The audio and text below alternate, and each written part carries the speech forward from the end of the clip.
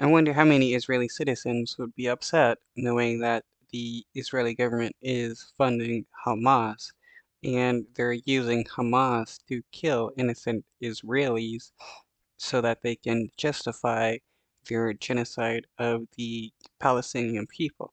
If you look it up, um, Israel funding Hamas, you can find many articles of the Israeli government sending money to Hamas through various means.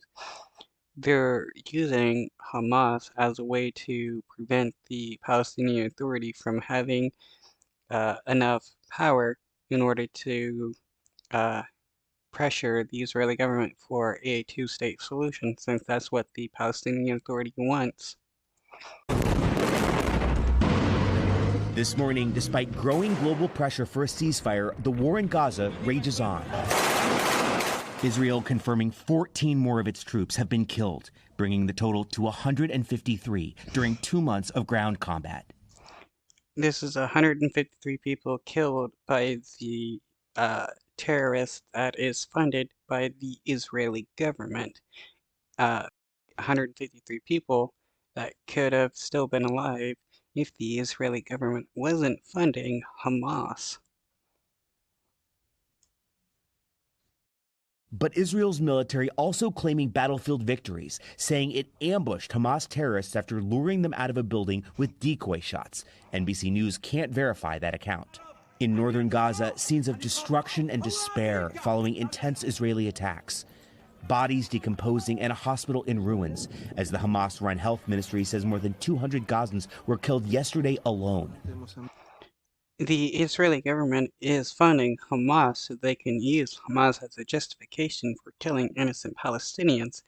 The Israeli government would be considered a terrorist government for funding Hamas, a terrorist organization. If that doesn't happen, then there are some kind of double standards going on, as they are killing innocent Palestinians. That rising death toll is dampening hopes that a hard-fought UN Security Council resolution passed on Friday will quickly end the bloodshed or the humanitarian suffering. The U.S. has been pushing Israel to scale back its bombardment and protect Palestinian civilians. Last night, President Biden and Prime Minister Netanyahu holding their 16th phone call since the war erupted. Biden isn't actually going to pressure Netanyahu to not kill innocent Palestinians, since he knows Netanyahu is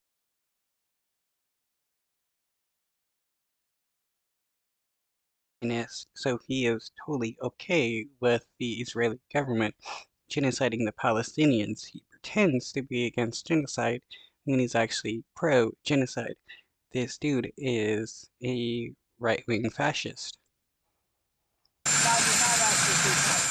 Israel says a permanent ceasefire is a non-starter, but Hamas says that's the only way it will release more hostages. More than 100 are still in Gaza. The Israeli government has control of Hamas. They are the ones funding Hamas. If they told Hamas about funding them, then Hamas will release the Israelis in order to get more funding. This is all in control of the Israeli government. Uh, this is just I like to say this is crazy. The Israeli government is funding Hamas. They control Hamas, and Hamas is being used as a puppet to inflict terrorism against Palestinians and innocent Israelis, so that the Israeli government can continue a war against the Palestinian people. Under the pouring rain in Tel Aviv, thousands of Israelis rallying for their loved ones, including Sharon Aloni Cuneo, released after 52 days in a hostage exchange last month along with her 3-year-old twins. Her husband David is still in Gaza. Every hour is eternity, she says, and every day is infinity.